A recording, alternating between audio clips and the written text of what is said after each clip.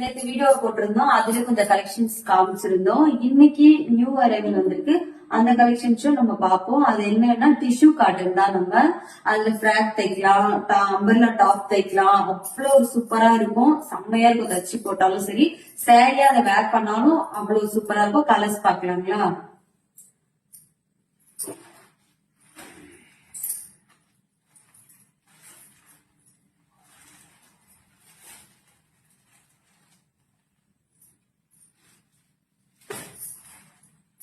Onion pink எவ்வளவு சூப்பரா இருக்கு பாருங்க. Onion pink colour, blue colour, blue colour, coffee colour. இதுதான் சாரி. இது பல்லு.